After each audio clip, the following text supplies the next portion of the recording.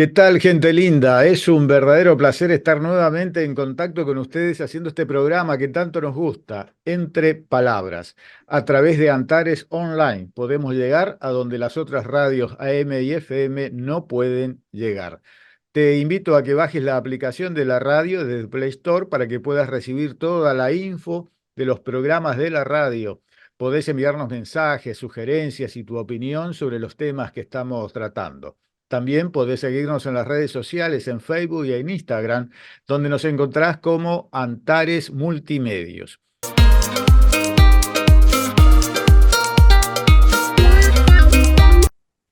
Buenas tardes a todos y bienvenidos a una nueva edición de Entre Palabras. Hoy tenemos el placer de contar con nosotros a uno de los analistas políticos más reconocidos de la Argentina, el periodista, politólogo y escritor Seferino Reato. ¿Qué tal, Severino? ¿Cómo te va? ¿Cómo estás? Muy bien, Juan Carlos, gracias por llamarme. ¿Desde dónde te estás comunicando, Seferino? Desde Buenos Aires. Ujú. ¿Podemos saber la localidad, la ciudad, ahí de capital o de la provincia? El capital, el barrio de Belgrano. Ujú.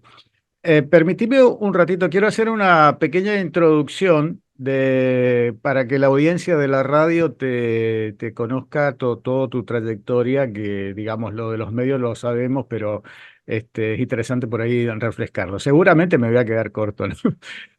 Seferino Reato es autor de numerosos libros sobre la historia argentina reciente, entre los que se destacan Operación Traviata, donde por primera vez se documentó periodísticamente el secreto del asesinato de sindicalista Rucci, ejecutado por los montoneros.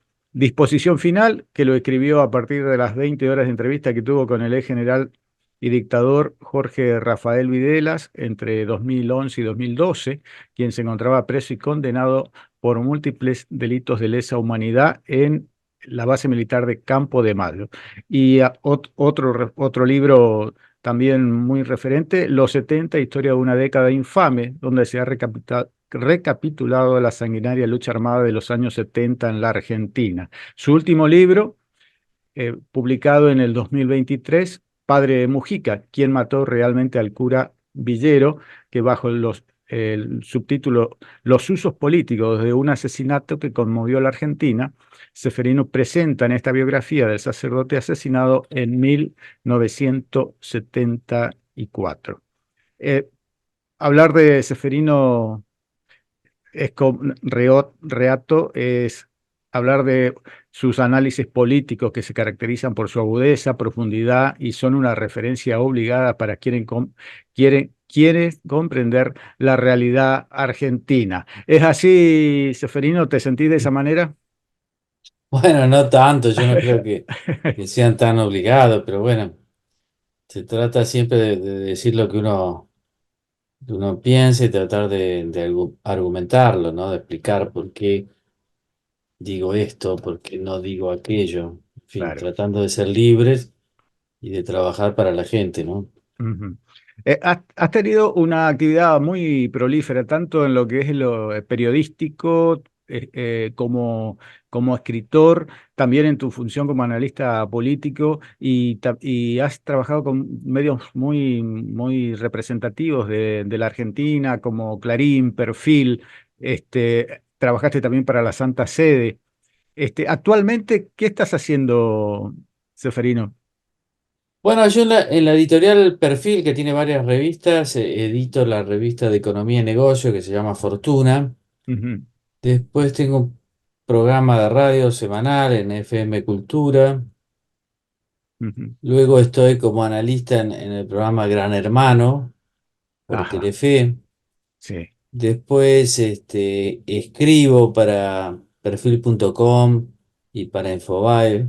también, cada tanto. Luego también escribo sobre la historia reciente, en Ujú, este caso sobre los 70. Acabo de publicar un libro que se llama Padre Mujica, sí. esas cosas. Ujú. Ahora, esto es una, digamos, como periodista también y como escritor, ¿cómo te haces tiempo para estar en tantos medios, con tantas actividades y después tener tiempo para escribir y hacer todos tus análisis? ¿Cómo te alcanzan Juan las Carlos, horas? yo soy de aquellos, Juan Carlos, que que en algún momento vivieron en el periodismo con un solo sueldo. Sí, Y estaba yo muy contento sí, sí, sí, poniéndome la camiseta de ese medio y trabajando para ese medio. Nunca pensé que tuviera más adelante que trabajar en distintos lugares, precisamente por una cuestión salarial, ¿verdad? Que sí, por lo menos acá en la ciudad de Buenos Aires eh, no son pocos los que pueden trabajar vivir bien con un solo trabajo. sí, sí, sí, Entonces sí, empecé a tener varias cosas, porque además los medios, al no poder pagarte bien como antes, te lo permiten hacer, porque claro, de otra manera no subsistiríamos en la profesión. sí, sí, Tendríamos sí, que salir de la profesión. Y entonces yo más que tantas profesiones, laburo distinto, porque hay mucha gente que tiene más trabajos y que trabaja más horas en cada uno de ellos. Lo que le pongo mucha atención es a la diversidad de los temas. ujú, Y como en todo, viste, como en cualquier otro trabajo, la importancia es ser ordenadito, ordenadito en el tema laboral, claro, y eso soy bastante ordenado. ujú, Entonces eso creo que me ayuda. ujú. El Sí, sí. orden me parece fundamental en todo, ¿no? Claro, una disciplina, digamos, de trabajo y de todas tus Claro, cosas. Seferino, escribiste, justamente mencionaste este tema de la década del 70, es una época muy sangrienta, digamos, en la política y en la parte civil de la Argentina, donde estás muy compenetrado. Yo estuve revisando tus libros, ¿no? Y eh, pisaste muchos callos, ¿no? Cuando los publicás, le tocás a militares, políticos, incluso periodistas que se han sentido incómodos por por tus publicaciones. ¿Recibiste alguna vez alguna amenaza? ¿Nunca temiste por tu integridad física? no, la verdad que no, yo siempre estoy muy agradecido a eso. Es Ujú, cierto que yo tampoco, yo me cuido, no soy por naturaleza, pero me cuido mucho de no ser agresivo ujú, con las personas en particular. Para mí las personas son sagradas y los nombres y apellidos también. Y cada vez que pongo un nombre, apellido, aun cuando esté ya fallecido esa ujú, persona, busco todo lo que me permita después explicar bien por qué está ese nombre. Y a veces cuando no lo consigo prefiero no poner nombre de nadie, porque los nombres ujú. son muy complicados y no se los puede manosear así nomás. Claro, claro. Después, yo creo que todos saben que yo no estoy, me puedo equivocar, obvio, Ujú, pero, y ahí me corregiré, pero no estoy no estoy con ningún grupo político en particular, es decir, no trato de favorecer a nadie, ujú, que eso es importante también porque saben que no estoy jugando a ningún partido político. ujú. En el Claro, sentido de que no estoy a favor de esto, de aquello, y entonces escribo para provocar ese efecto. Y sí. eso me da una cierta, yo no sé si prestigio, pero por lo menos la gente piensa, bueno, este a lo sumo es un boludo, pero no es un tipo malintencionado Claro, claro. que está jugando con tal y con cual, ¿no? Claro, claro. Justamente tocaste este tema, no juego para ningún bando, estoy No, tratando de sí, mantener una neutralidad. Pero, Seferino, cuando uno trabaja en un medio, me refiero a la parte periodística, no en el tema de tus libros, ¿no? Generalmente las empresas responden a algunos intereses. sí, Entonces, la independencia a veces no es tanto como uno quisiera, ¿no? ¿Te claro. ha tocado gambetear con esa situación, lidiar con eso? A ver, son dos cosas. Primero que yo necesito, en general, salvo en el caso de los libros donde el responsable soy yo. Sí, Con los libros pasa que es el máximo grado de independencia posible, claro. porque no hay ninguna editorial que te diga, bueno, escribí para acá, para allá. A lo Ujú, sumo te podrán decir, bueno, este autor, historiador o periodista también es autor de la casa, nosotros tenemos cierta política, no todos la tienen, ujú, de, de no, de no confrontar. Pero bueno, yo esas cosas las entiendo. Yo también trato de entender los intereses de las empresas periodísticas porque creo que salvo el caso de los libros, las Ujú. empresas periodísticas son muy importantes para que uno trabaje. O por lo Claro. menos a mí me gusta trabajar en empresas periodísticas sólidas. Ujú. Y bueno, las empresas periodísticas sólidas como tal pueden o no tener algunos intereses. Y si me las explica en general, los encuentro razonables. Pero bueno, uno también tiene que elegir en las empresas en qué lugar está. Yo Claro, creo que las empresas toleran mucha independencia, siempre y cuando no ocupen por ahí roles tan destacados dentro de la empresa. Entonces uno claro, a veces dice, no, bueno, yo quiero ser muy independiente, por lo tanto voy a ocupar cierto rol en esta empresa y no otro rol que me gustaría más por ahí, pero que me obligaría claro. a un compromiso distinto. Yo Sí, sí, siempre sí. pienso que mi trabajo, en el fondo, el editor es la gente o algo que yo me represento como el público, ¿no?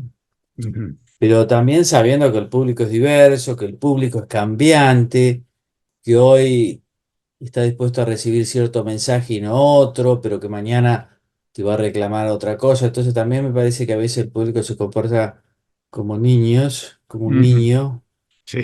caprichoso y es cambiante y a veces estamos en un momento entonces en que lo que se habla acá y en otros países es que muchas audiencias lo que hacen o lo que buscan hacer es confirmar lo que ya piensan, Claro.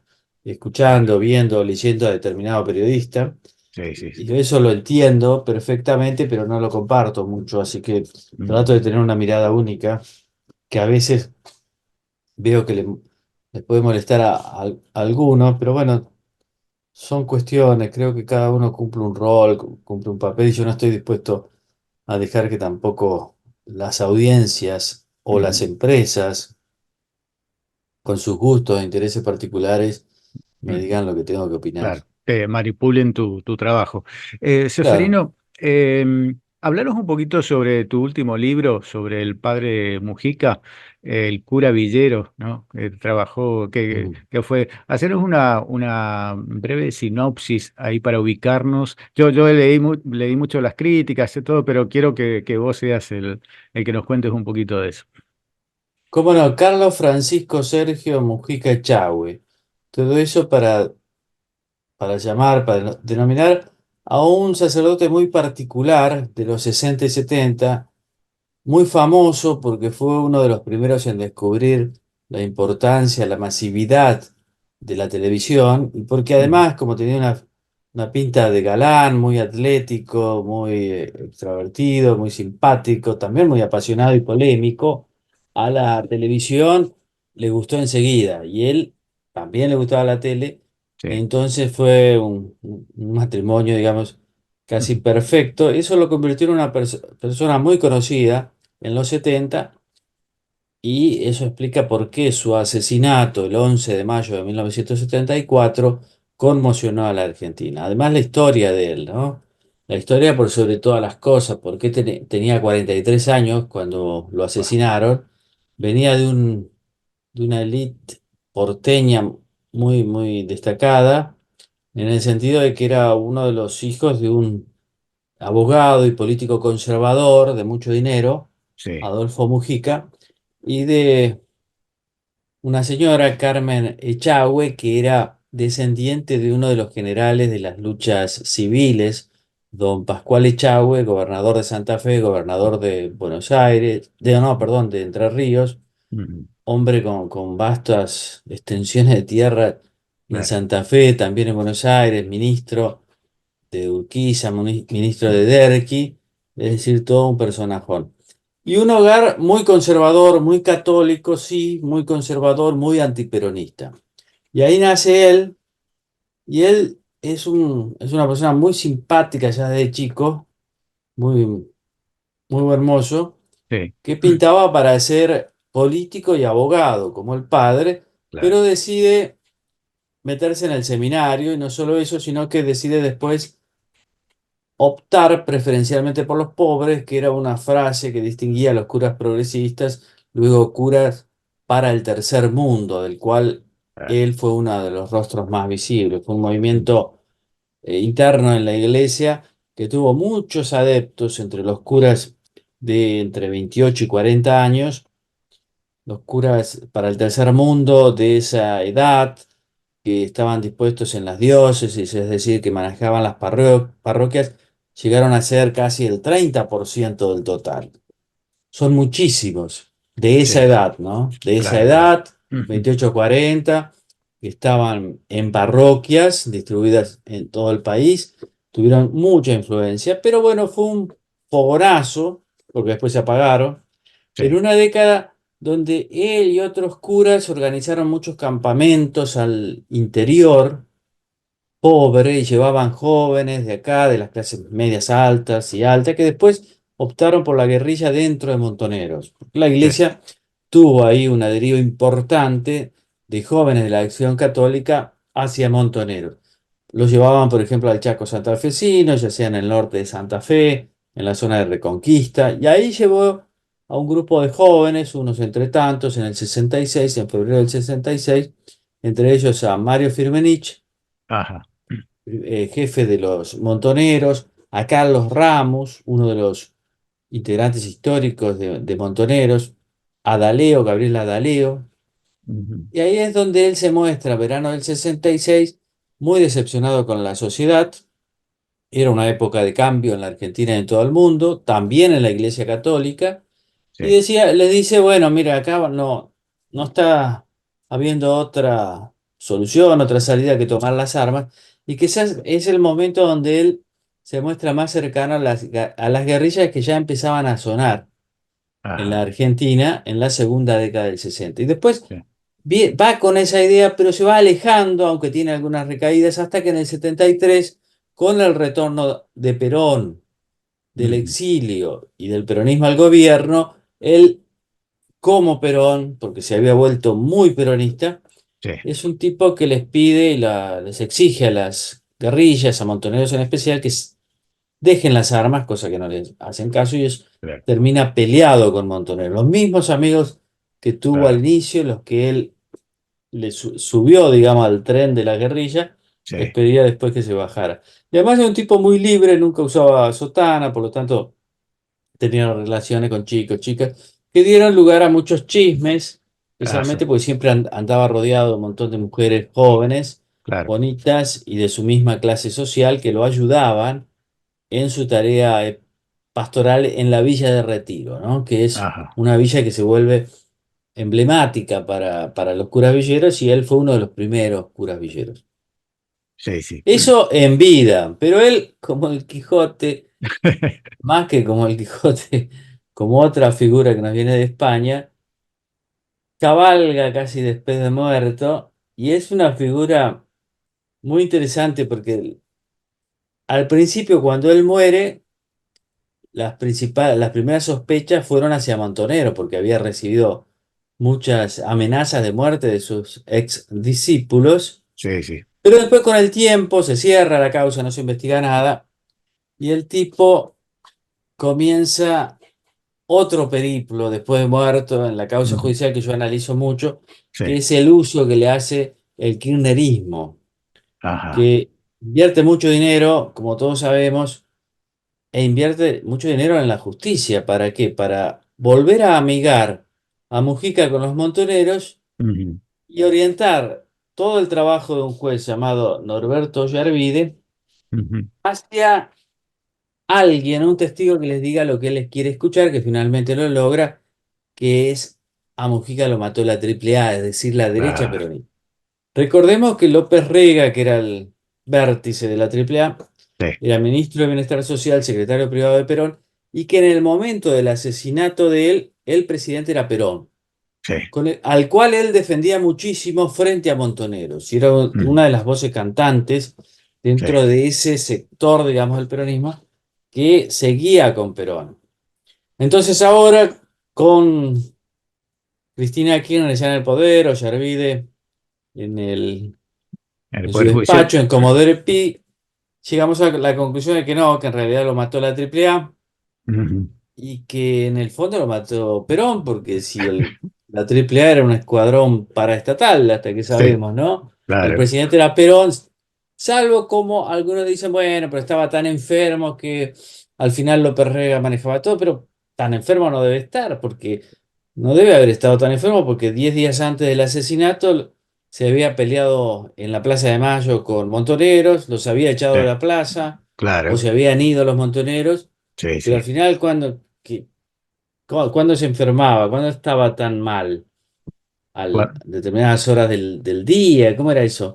En el fondo, Claro, claro, en el plano del derecho, si lo mató la AAA, bueno, Perón tenía alguna responsabilidad, ¿no? claro. Pero bueno, Ollarvide ahí no llega hasta tanto y trata Sí. de inculpar a Isabelita, que Ajá, seguía en España, pero bueno, no le dan la extradición porque la orden, sí, sí, el pedido no lo consideran con mucha entidad desde el punto de vista del derecho claro. y Isabel sigue ahí. Pero bueno, acá él dictamina no, lo mató la AAA, todos contentos, los organismos de derechos también, humanos Oh, también, porque vieron que son organismos muy particulares que tratan a sí, ellos sí, sí.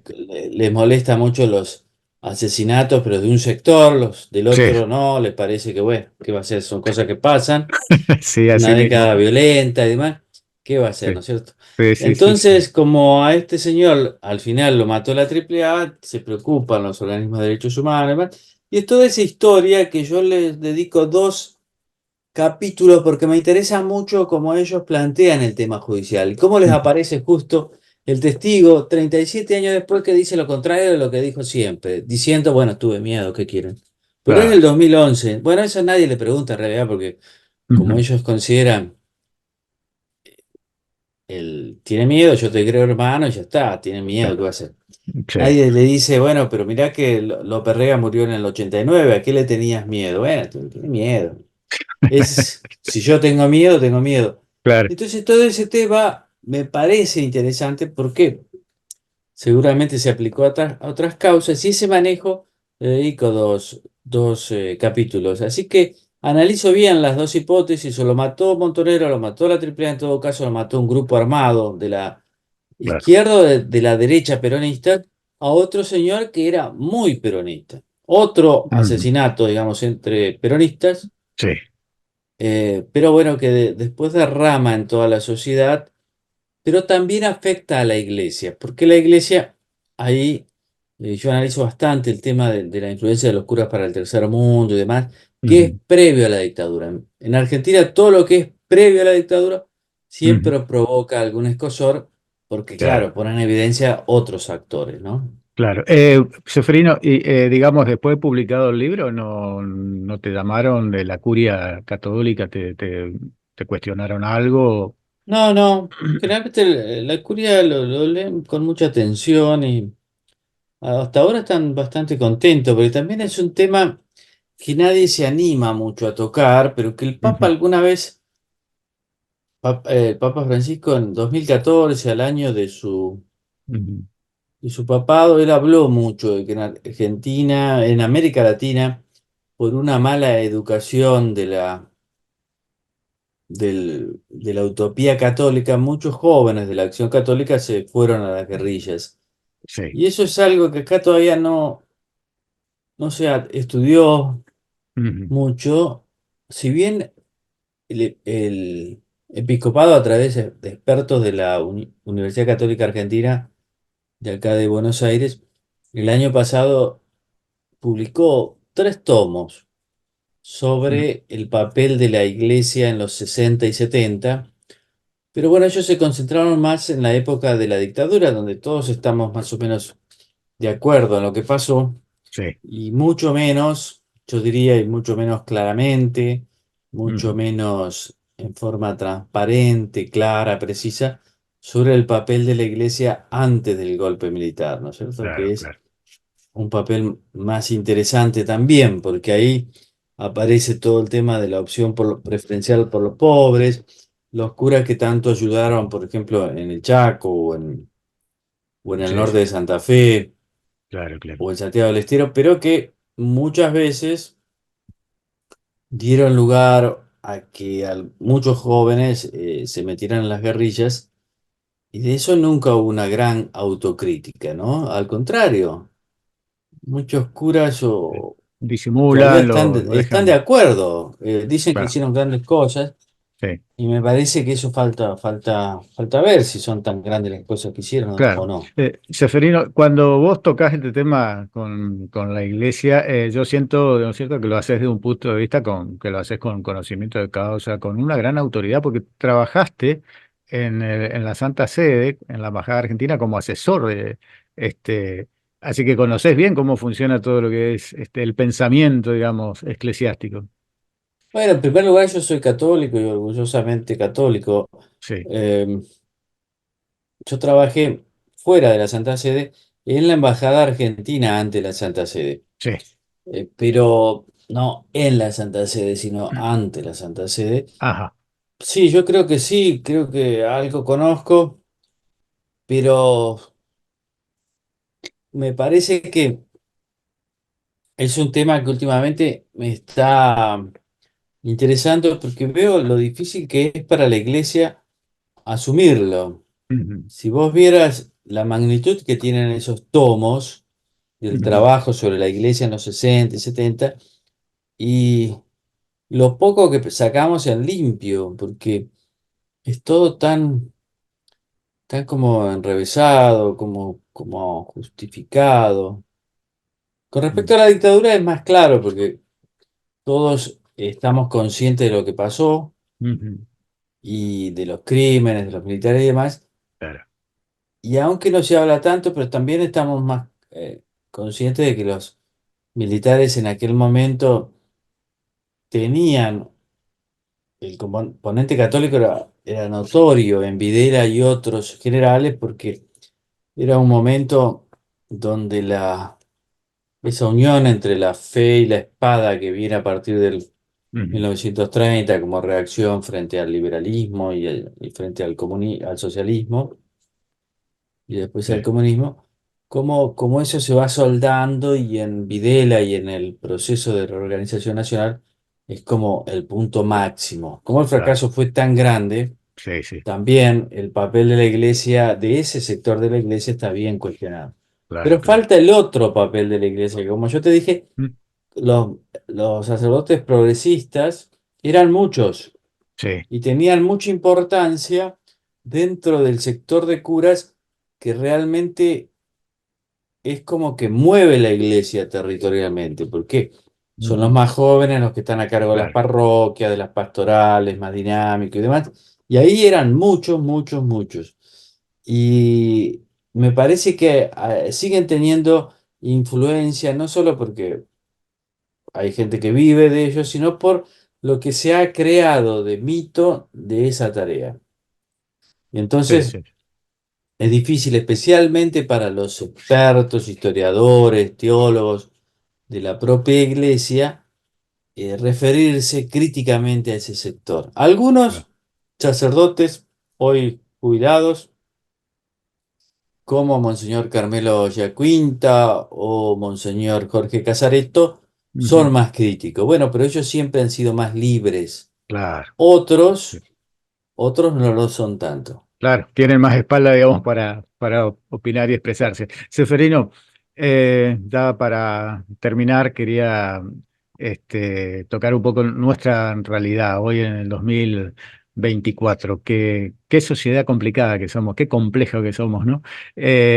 ¿Cuál es tu visión de esta situación con un gobierno muy diferente a lo que veníamos teniendo en las últimas décadas? Y que eh, quiere hacer un cambio. ¿Cómo es tu análisis actualmente? Bueno, a mí me parece que es un sector que también tiene un correlato histórico, un sector social, político, que estaba muy apagado y que ahora, frente al fracaso explícito del kirchnerismo y del peronismo, pero Mm, también de Juntos por el Cambio, de los radicales, del PRO, cuando les tocó gobernar, aparece como la única última opción frente al peligro de un desastre, de un colapso, de un desastre total, de un colapso, que es Milei. Milei es un poco el claro, descarte de todas las opciones más organizadas, más orgánicas, más tradicionales también, con más años. Y Gobierno es un poco Milei. Yo creo que es casi todo Milei, su estilo y su contenido. Sí, Y su estilo es tan notorio como el contenido. Pero bueno, es Milei que es el producto de solo 2 años, 2 años y medio de acción política concreta. sí. Milei más algunos aliados, algunos son personales, otros son corporaciones, como Techint, el grupo de Corporación América, Urnequian y Mm, algunos otros grupos vinculados a los desarrollos urbanos. Eso es el gobierno, es un gobierno que tiene una base popular fuerte, me parece, desperdigada, pero que viene también desde el fondo de la historia, ¿no?, que hemos analizado. sí, Me parece que es un gobierno que es partidario de un discurso ultraliberal, casi de manual, que es muy poco visible en el resto del mundo, sí, no, y que nosotros lo necesitamos porque nuestra prioridad hoy es derrotar la inflación. claro. Un cambio cultural importante, producto de la prédica de Milei, de otros también, pero sobre todo de Milei, es que mucha gente está convencida de que la inflación es un fenómeno monetario, es decir, que cuando disminuyamos, y lo estamos haciendo drásticamente, la inflación, la emisión de dinero, Ujú. bueno, eso va a redundar en una caída de la inflación. Y yo creo que él va a tener éxito en esto. Creo Ajá, que sí. Lo que pasa es que dos cosas. Uno es que precisa hacer un ajuste tan brutal como el que está haciendo todo este año. Es decir, no es algo que va a tener que suspenderlo, debería suspenderlo, sino que él está, debería o está dispuesto, pero por lo menos debería hacerlo todo el año. Y eso ujú. es duro de soportar. Claro. Sí, Por el sí, sí, otro sí. lado, no es una persona que tenga un modelo productivo. Nadie sabe bien de qué vamos a vivir. Mágicamente el mercado nos va a decir, ¿no? Sí, Bueno, exacto. habrá esto, habrá aquello, lo otro. Uno ve que su maestro, digamos, universal, que sería Donald Trump, Sí. se prepara para la campaña, para volver a las presidenciales con una promesa, una Ujú. tasa generalizada, un impuesto generalizado a todas las importaciones, que en Mm. promedio es el 10%. Es decir, es un tipo que promete más proteccionismo. Ajá. Bueno, mi ley es todo lo contrario, es decir, que vamos a llegar de nuevo a algo que nos ocurre mucho, que es Ajá. este desacople con los movimientos universales. Mientras los países todos empiezan a proteger sus mercados y ahora vemos cómo Macron acaba de Mm. impugnar el Tratado de Libre Comercio entre el Mercosur y la Unión Europea. Sí. Mientras ellos están en un movimiento de proteccionismo, nosotros Claro. estamos de plena apertura, ¿no es Claro. cierto? Parece como que Porque vamos de contramano, ¿verdad? nuestra prioridad es la inflación. Y sí, la Claro. verdad que la prioridad es la inflación. Sí, sí. Ahora, ¿cómo hacer para que un eventual triunfo para la para la inflación no termine siendo peor Sí, sí, por sí, ahí exacto. que esto? Bueno, eso es difícil de verlo ahora. El Claro. gobierno no está en esa, él no lo va a prever porque tiene un discurso muy sesgado hacia Ujú. ese sector de la economía que él te lo explica y es como el tema de los fanáticos que hay en la religión, que yo También. vos decís, debe tener razón porque le mete tanta pasión y tanta Sí, guerra, sí. pero bueno, Tanta después vehemencia ahí con tanta. estamos en ese momento, que es un momento crítico que uno espera que le vaya bien, como a todos los Claro, gobiernos. Uno siempre dice, bueno, claro. al final somos argentinos. Y en este caso, porque la inflación es algo a corregir. El costo, claro, lo paga un Claro. poco la casta, Ujú. pero en el grueso lo pagamos todo Todo. como Claro, correspondía, claro. además, que es todos los que ganamos en pesos y Ujú. especialmente los jubilados y pensionados, Claro. que por obra y gracia del kirchnerismo son tantos hoy que no pueden Sí, sí, han hecho que no sea sustentable el esquema como totalmente. está. Pero Claro. bueno, Milei en eso le mete la motosierra a todo, no hace una diferencia entre quienes aportaron y quienes no, Ah, que sería algo, me parece lógico. sí. Calcula que si esto sigue así, si la indexación que preveía el gobierno anterior seguía su curso, bueno, no se iban a poder pagar las jubilaciones y pensiones. Bien, Y lo que ha hecho es mantener congeladas las jubilaciones y pensiones durante un tiempo largo, donde hubo inflación y no habrá ninguna compensación, porque bien, eso es una paritaria fácil de resolver. Es el Estado, es contra todos y sin ningún ujú, tipo de presión, porque ¿qué bien, pueden presionar los pobres jubilados y pensionados? sí, Donde me parece que Milei tiene muchos apoyos. ajá, Eh, pero bueno, vamos a ver cómo sucede esto. Fíjate qué claro. interesante. Ujú, Macron impugna el acuerdo. ¿En base a qué? En base ujú, a las presiones del campo francés. Que uno diría, bueno, pero al final los franceses están pagando la carne en París entre 34 y 40 euros el kilo. Mucho, ¿no? ujú, Uno diría, bueno, si al final, si Francia permitiera que nosotros y los brasileños y los uruguayos y los paraguayos le vendiéramos carne, bajaría el precio y los consumidores parisinos y de otros lugares pagarían menos. Pero él dice, no, es que a mí me gusta. En Francia tiene mucha tradición y mucho poder de lobby, nos gusta que haya productores. Pero sí, mirá que al final allá producen más, son más competitivos, les va a entrar, sí, pero a nosotros nos gusta la producción. Francia tiene un sello importante, la identidad de Francia tiene que ver con esa producción. Nos gusta. Pero mirá que los otros son más competitivos, más productivos. sí. Pero no, vos sabés que nos gusta.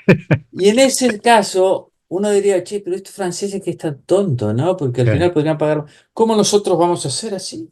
ujú, Vamos a hacer, a ver, algunos decían el, el DNU ujú, y toda la ley ómnibus y preveía que se importen remedios baratos y genéricos de India y China, vamos a tener más barato, y acá nuestros laboratorios, que al final son más caros y demás. Ese proyecto de país que tienen claramente los franceses y que por ahí estén equivocados según mi ley, ¿no? Pero sí. bueno, que les funciona y Y demás le fue durante tantos años. claro, Ese proyecto acá no está todavía. No claro. sabemos qué vamos a ¿Qué hacer vamos, Tom? después de tener Claro. los precios bajos, Sí. pero esperemos que los tengamos, ¿no? Claro, claro.